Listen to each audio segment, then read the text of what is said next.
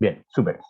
Bien, estimadas y estimados, la semana pasada estuvimos trabajando con algunos elementos del género narrativo, particularmente estas últimas 2 semanas.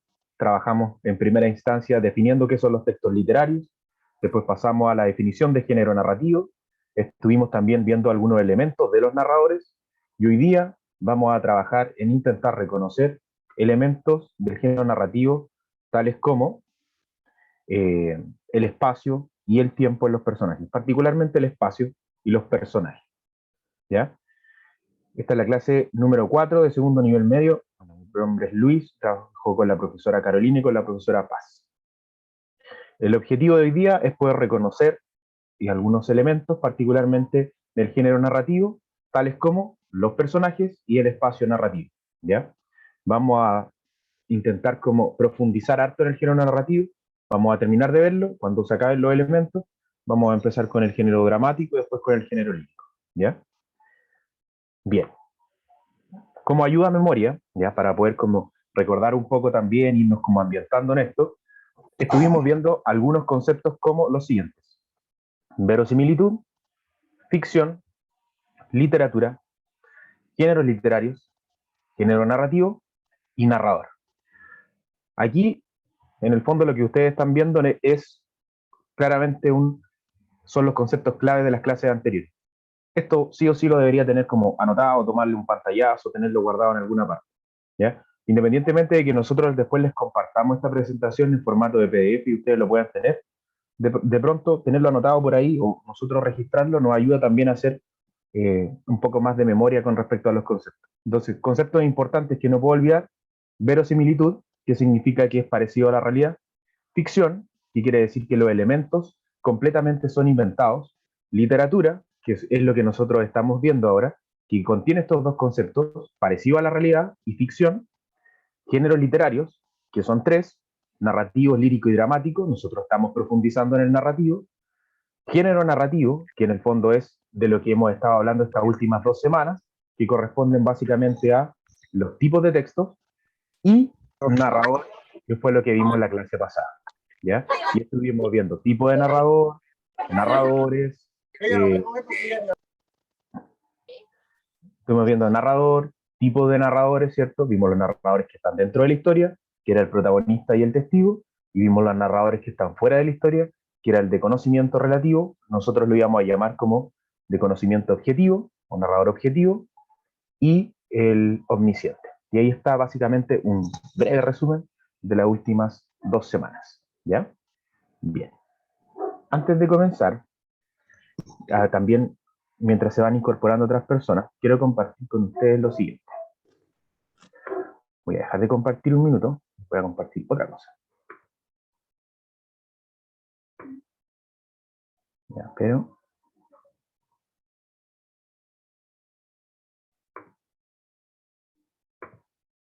voy a volver a compartir la pantalla para poder compartirla con audio. Les voy a mostrar un breve video, ¿ya? Para que lo podamos analizar, podamos ver, ¿cierto? Y podamos reconocer algunos elementos que estuvimos viendo la otra semana. Había una vez 3 hermanos que viajaban por un camino sinuoso y solitario al atardecer. De pronto, los hermanos llegaron a un río demasiado traicionero para cruzarlo. Pero siendo diestros en el arte de la magia, los 3 hermanos solo usaron sus varitas para crear un puente. Sin embargo, antes de pasar, una figura encapuchada bloqueó su camino. Era la muerte, y se sintió defraudada porque los viajeros normalmente se ahogaban en el río, pero la muerte era astuta. Fingió felicitar a los 3 hermanos por su magia y les dijo que se habían ganado un premio por ser lo bastante listos para evitarla.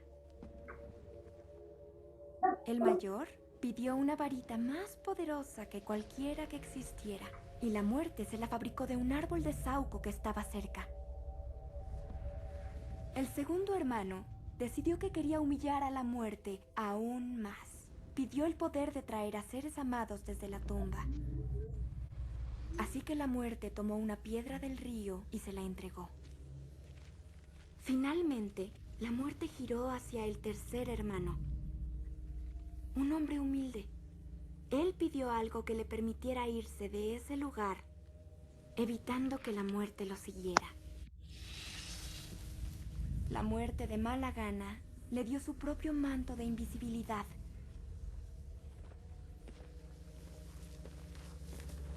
El primer hermano viajó a un poblado distante y con la varita de Sauco en la mano, mató a un mago con quien una vez había peleado.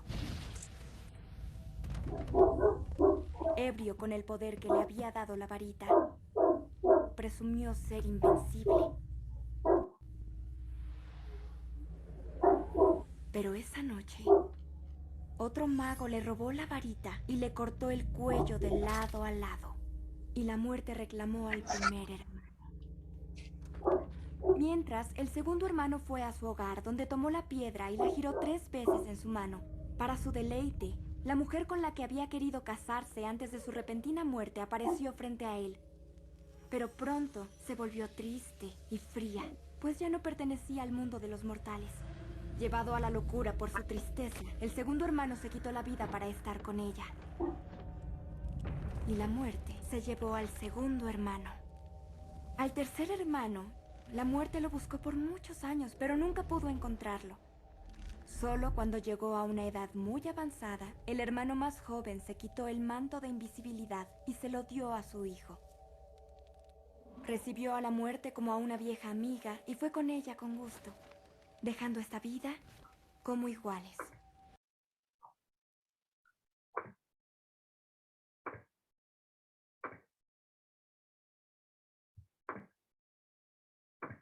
Bien.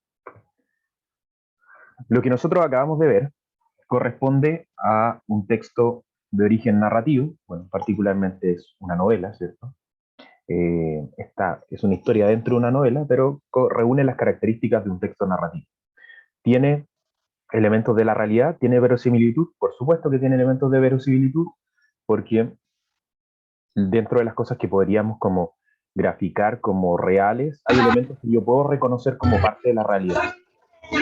Voy a tener ficción, ¿cierto? También, porque muchos de los elementos que están ahí presentados son irreales, como por ejemplo los magos, las varitas, los poderes, etc. Claramente es parte de la literatura, obviamente es parte de uno de los géneros literarios, este texto es parte de los géneros narrativos, y por último les voy a dejar a ustedes, a ver ahí si por el chat se atreven a decir qué tipo de narrador tiene este texto, o en realidad lo que acabamos de ver, pero básicamente estaba narrado, así que podemos reconocer qué tipo de narrador tiene.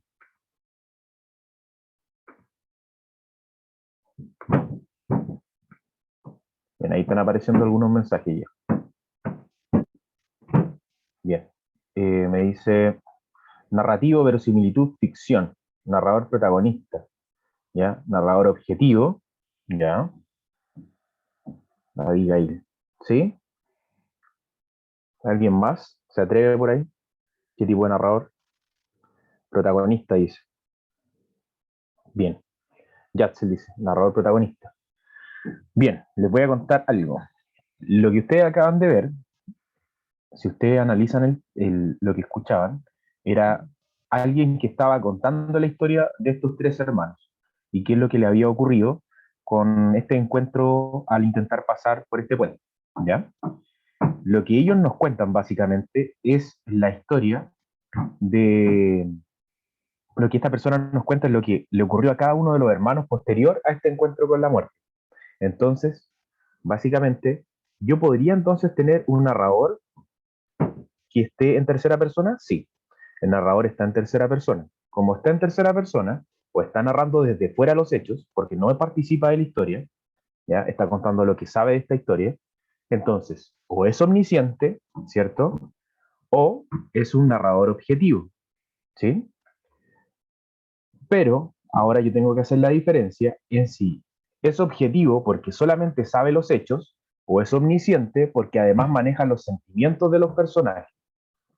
En este caso en particular, el narrador también maneja los sentimientos de los personajes, porque dice, por ejemplo, qué pasó antes en la historia, qué pasó en el desarrollo de la historia y también qué pasó al final.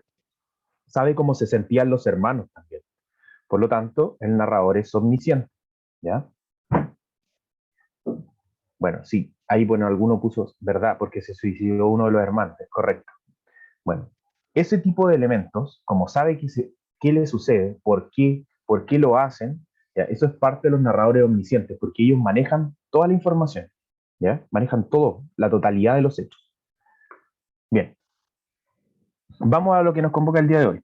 Las narraciones literarias, como cuentos, como novelas, como fábulas, como leyendas, como los microcuentos, como las epopeyas, etcétera, como todos los textos que yo acabo de nombrar o los tipos de textos que acabo de nombrar, no solo cuentan una historia, sino que también generan un mundo. La idea es poder crear al interior del texto algo nuevo. Nosotros vivimos en un mundo con reglas súper particulares, como por ejemplo la causa y efecto. Si yo, por ejemplo, aprieto un botón acá, me puedo salir de la reunión, lo cual, en el fondo, es una lógica de causa y efecto, ¿cierto? Puede estar, por ejemplo, por finalizar, la causa puede ser distinta, pero va a tener siempre un efecto. Ya también me rijo por la lógica de la cronología. Tengo días de la semana, es bien establecido. 7 días de la semana, 24 horas en el día, 365 días del año, dividimos en el día y la noche, entre otras cosas más. Todo ese tipo de elementos, ¿por qué lo hacemos? Bueno, lo hacemos básicamente para poder generar una estructura de mundo. En los textos, esas estructuras no existen, porque no las necesitan, porque los personajes son inmutables, no tienen tiempo, porque no lo necesitan. Piensen que si yo escribo un libro muy antiguo, me coloco a leer un libro muy antiguo, ¿verdad? Voy a encontrar personajes que datan del 300 antes de Cristo y mucho antes. Los textos más antiguos, a lo mejor en historia por ahí se los contaron, son los textos que nosotros conservamos de los pueblos mesopotámicos. Ya eso estoy hablando antes del 3000 antes de Cristo. Y de ahí ya tenemos historias narrativas. Entonces, y esos personajes existen en esa novela desde ese tiempo. Por ejemplo, el texto más antiguo narrativo es la epopeya de Gilgamesh.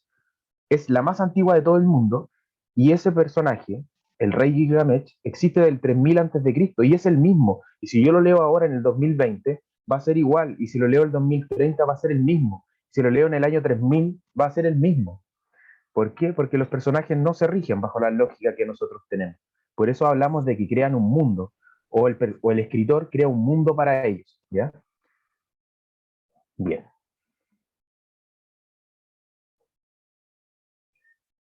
Marcelo colocó algo ahí, dice, el protagonista habla en primera persona ya que habla de los acontecimientos, lo que le pasa a él, el testigo ve y escucha algunas cosas que le va sucediendo. Sí, buena acotación. Bien ahí. Bien, avancemos un poco. Quiero que observen el siguiente esquema que les estoy mostrando. Yo acabo de hablar del concepto de mundo, ¿ya? Porque un libro es un mundo. Cada libro es un mundo. Puedo generar un mundo, por ejemplo, de ciencia ficción, donde los personajes van al espacio. Puedo generar un mundo utópico y realista, donde todo lo que existe no existe en este mundo. Puedo generar un mundo antiguo, ¿ya? Donde voy a relatar, por ejemplo, la Primera, Segunda Guerra Mundial, donde voy a retratar, por ejemplo, las invasiones germánicas.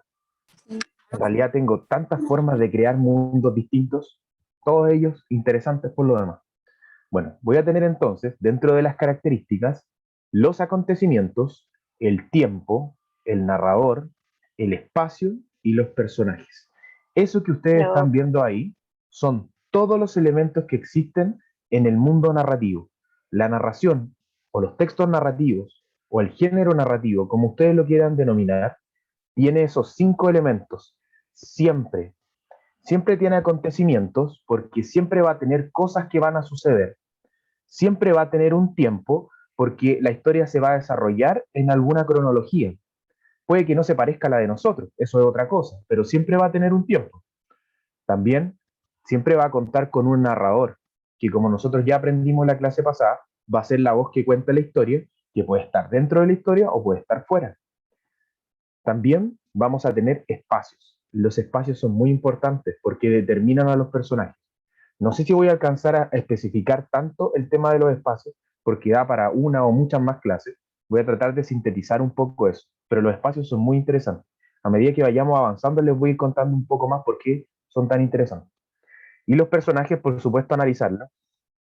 también es importante porque puedo determinar cómo viven los personajes, qué sienten, qué acontecimientos les afectan, cómo los puedo clasificar, si son personajes muy importantes, no tan importantes, etcétera. Ese esquema que ustedes están viendo ahí es un buen esquema porque resume básicamente todo el mundo narrativo. Bien, hablemos entonces ahora de algo bien interesante que son los personajes.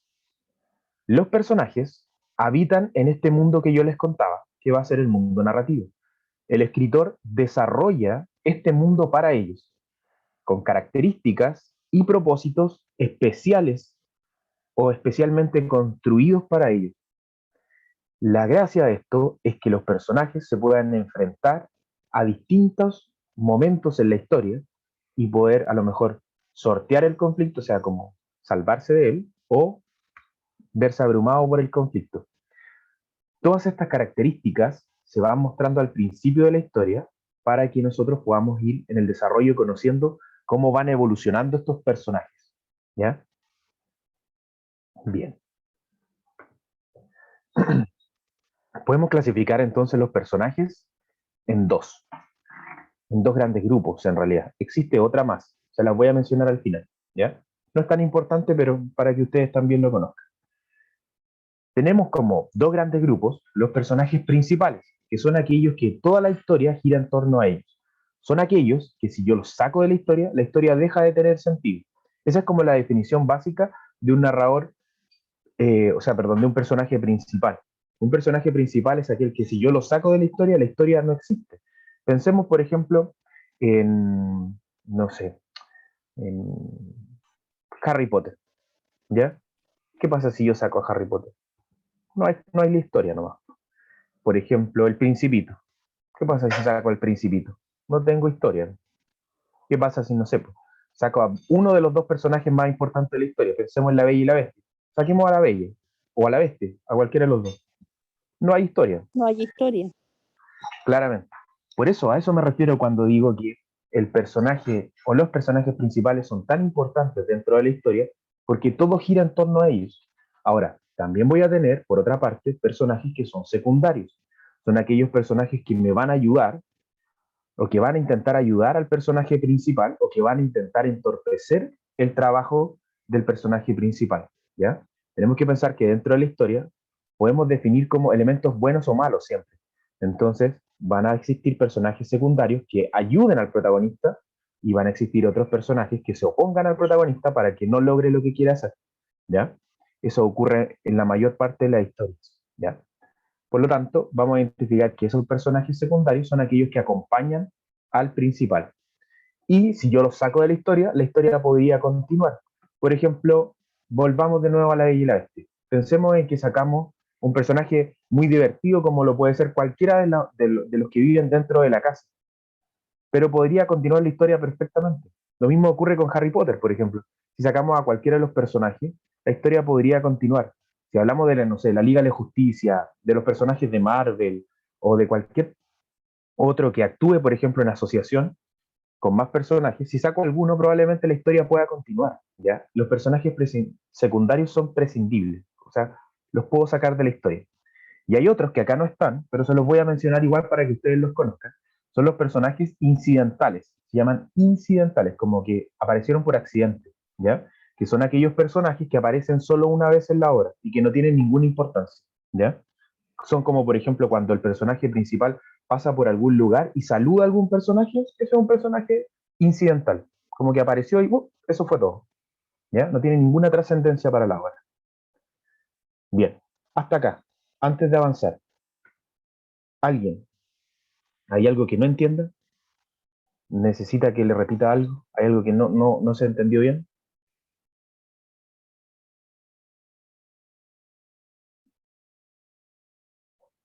Marcelo dice ahí, todo claro. Marcelo. Hizo un resumen ahí, Marcelo. Está bueno. Dice, los personajes secundarios se pueden sacar, pero los principales no, porque no tendría sentido la historia. Bien, buen resumen. ¿Todo claro? Ya, avancemos. Entonces, vamos a hablar ahora de lo siguiente. El ambiente narrativo, ¿ya? Que básicamente el ambiente es como todo el entorno que rodea a los personajes. Este entorno que rodea a los personajes puede ser real o puede ser ficticio. Puede ser real cuando tiende a la verosimilitud, como que tiene características de la realidad. Puede ser completamente ficticio si el mundo es inventado.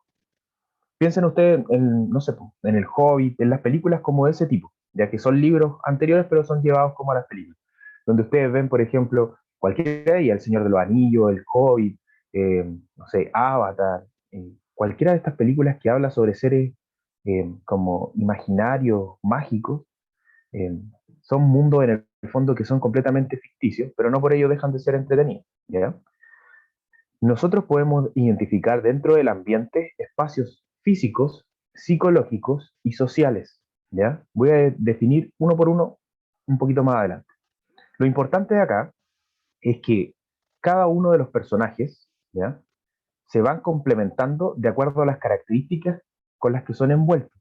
Por ejemplo, si un personaje tiene eh, mucha libertad, obviamente la historia se desenvuelve de una manera distinta a un personaje que, por ejemplo, está prisionero. ¿Ya? Tengo que entender que en ese sentido, el espacio físico también lo va a modificar.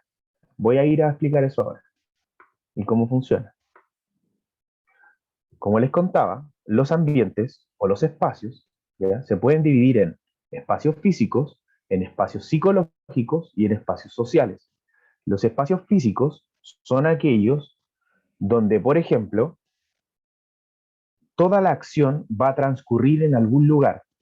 Para no complicarnos tanto con la definición que está ahí, quiero que entiendan que un espacio físico es el lugar. Por ejemplo, ¿dónde estamos ahora? Yo estoy en mi casa. Usted a lo mejor está en su casa, está en su trabajo, pero el espacio físico es esto.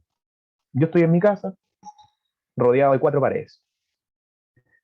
¿Ya? Eso es el espacio físico, es el lugar. Puede ser un entorno natural, por ejemplo, porque los personajes pueden estar ambientados como los de Francisco Coloane, que son personajes que están en el mar, o pueden ser como los personajes de Baldomero Lillo, que están ambientados en las minas, ¿ya? En las minas de carbón, ¿ya? O pueden ser como personajes como algún personaje que esté ambientado, por ejemplo, en los campos de concentración, ¿ya? Los personajes, según el ambiente físico, también se van a comportar de maneras distintas. Piensen ustedes que si están en un perímetro donde no pueden salir, piensen en un campo de concentración como el niño pijama raya. Es una persona que está prisionera, no puede salir. Obviamente el espacio físico lo limita, no tiene la posibilidad de moverse con libertad. En cambio, un espacio físico abierto, como el mar, como el campo, como la ciudad, como la playa, como la montaña, permite a los personajes moverse con libertad, ¿ya? Y hacer más cosas también. El ambiente psicológico es importantísimo, es de lo más importante en la historia. El ambiente psicológico lo que hace básicamente es determinar cómo se van a comportar los personajes. ¿Cómo puedo definir el ambiente psicológico? Lo puedo definir como la atmósfera que envuelve a la historia, como lo que yo siento. No sé si se han dado cuenta alguna vez, pero cuando entro a un lugar que es como desagradable, como que se siente en el aire, como que la gente dice, se siente en la atmósfera que está malo esto. O, por el contrario, si el ambiente es muy alegre, como que uno entra y dice, se respira buena onda en este lugar, ¿ya? Esto es exactamente lo mismo. ¿Por qué pasa eso? Porque el ambiente psicológico corresponde a los sentimientos y a las emociones de los personajes, y las emociones se contagian. Miren, les voy a dar un caso puntual. Piensen ustedes cuando lamentablemente nos toca ir como a un funeral, ¿ya? Y la gente en un funeral tiene una disposición distinta, en general está triste, por lo tanto las emociones se contagian. Yo puedo ir muy feliz, pero si veo que hay gente que está sufriendo y está triste, yo también me voy a poner triste, ¿ya? Por eso los ambientes psicológicos traspasan tanto a los personajes, son muy potentes.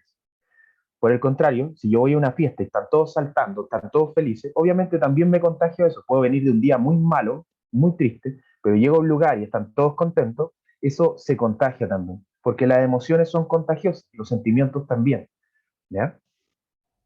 Bien, voy a leer un poco el chat porque me han puesto muchas cosas. Dice, las emociones y los sentimientos se contagian, todo depende.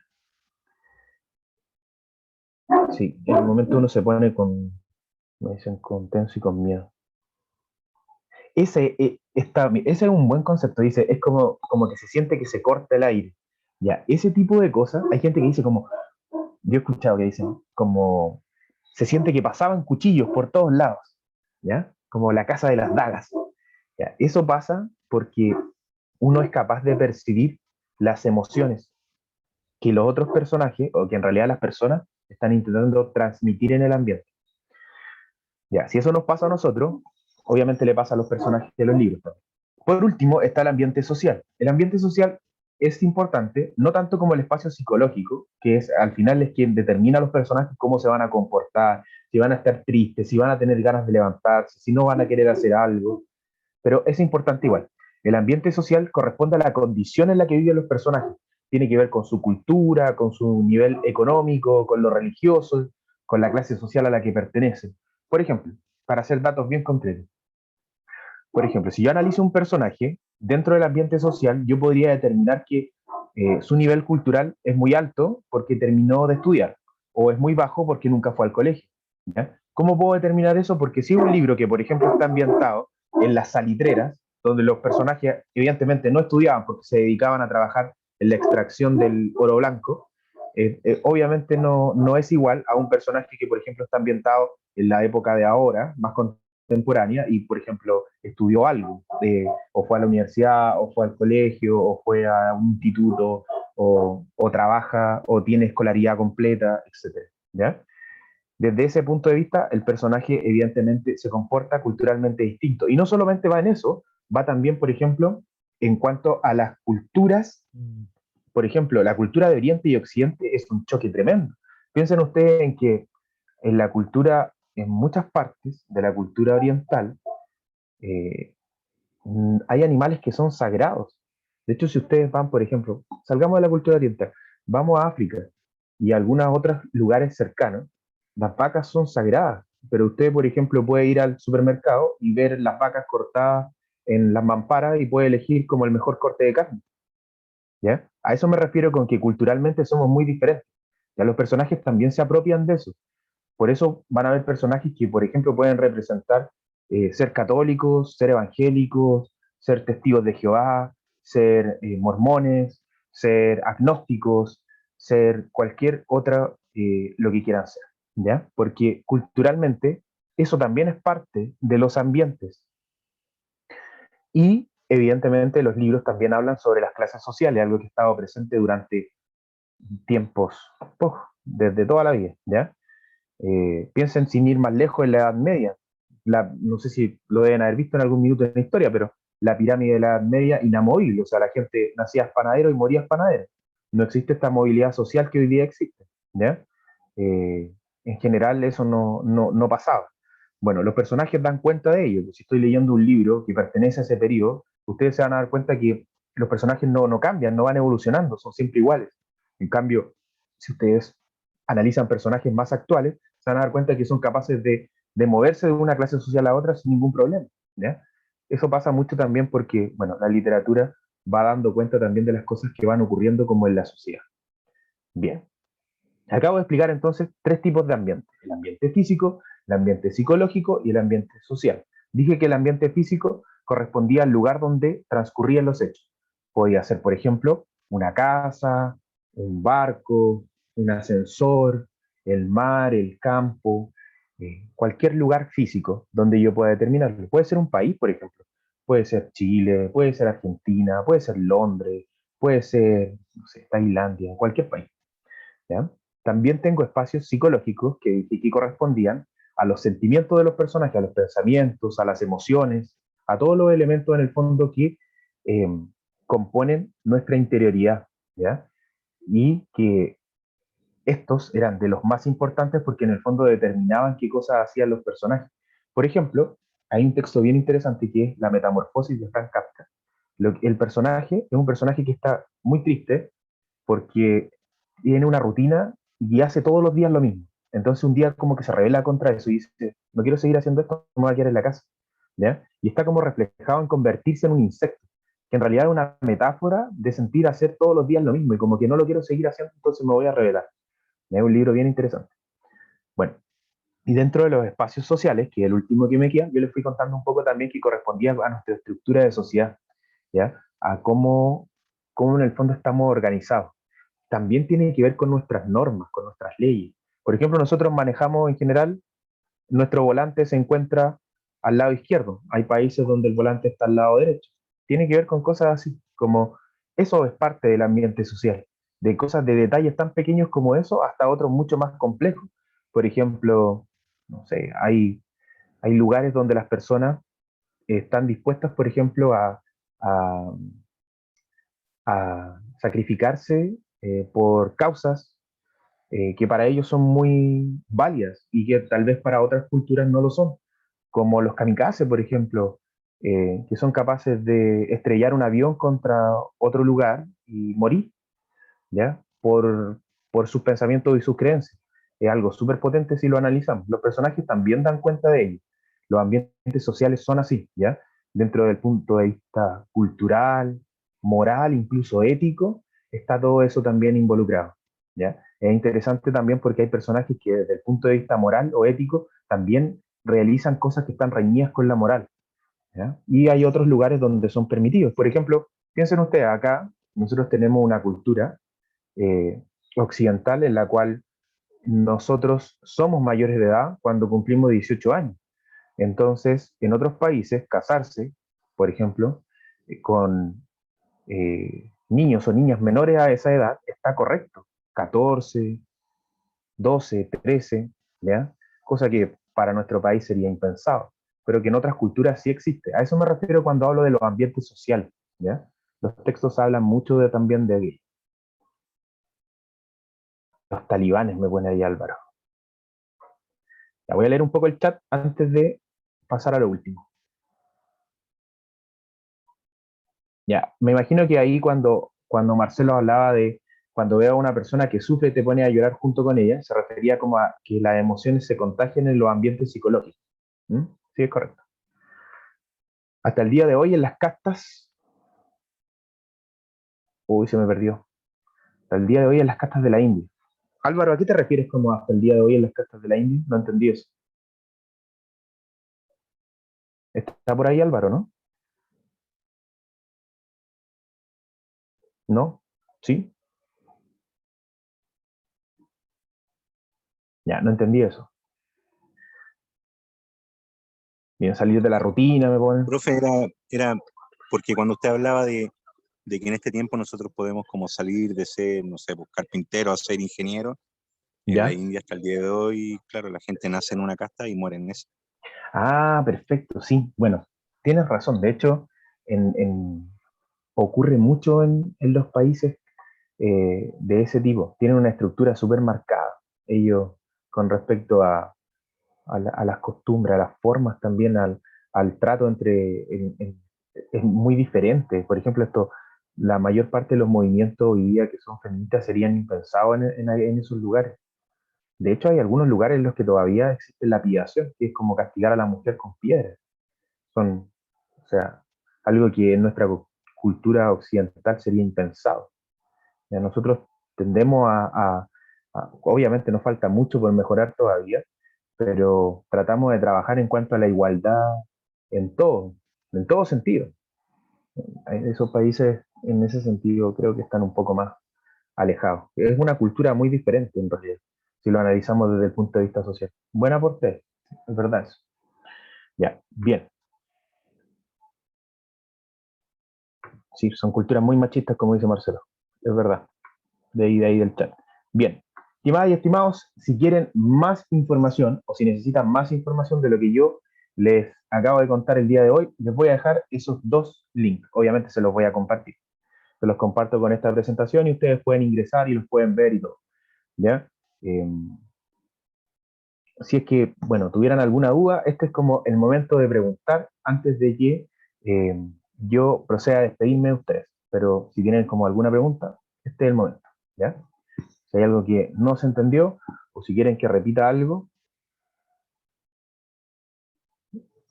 Sí, profe, a mí no me quedó claro el tema de los personajes. Eso no me quedó claro. El del protagonista y el del omnisciente. Ya, ya, Pía. Vamos a hablar de eso. Ya, Pía, ahí hay dos cosas diferentes, porque tú estás mezclando los narradores con los personajes. Son dos elementos distintos. Mira, me voy a devolver en la presentación. Dame un minuto. Ya. Nosotros, esto, muy bien. Nosotros tenemos 5 elementos, como 5 clasificaciones dentro del mundo narrativo. ¿Ya? Hay como 5 aspectos importantes. ¿Ya? Uno de ellos son los narradores y otros son los personajes, son cosas diferentes. Dentro de los narradores están los narradores que están dentro de la historia, ¿ya? Y los narradores que están fuera de la historia. Piensen en un narrador como si fuera una voz en off que te está contando una historia, ¿ya? Y los personajes son los que actúan, ¿ya? Los que actúan dentro de la novela, en el fondo, dentro del cuento, dentro de la fábula, son a quienes le ocurren estas cosas, estos acontecimientos. Entonces, cuando yo hablo de personajes, voy a decir que existen personajes que son, por ejemplo, personajes principales, que son de quien se cuenta esta historia, ¿ya? Son aquellos personajes de quien se trata todo, son muy importantes porque si yo los saco de la historia ya no puede continuar, no tiene sentido, ¿ya? Por ejemplo, no sé, si pensemos en Condorito. ¿Qué pasa si no tengo a Condorito? No, de hecho, no podría llamarse Condorito la historia. A eso me refiero cuando hablo de personajes principales. Son personajes muy No importantes en la historia. sé, no, personal puse como por llamarlo de alguna forma, pero básicamente el tema de los narradores. El narrador es esencial o principal y el narrador objetivo omnisciente. Eso es lo que no me quedó. Ya, Profesor, ya bien. Dígame. se va a cortar. ¿Volvemos a ingresar por el mismo link? Yo creo que... ¿Cuánto me falta, Carolina?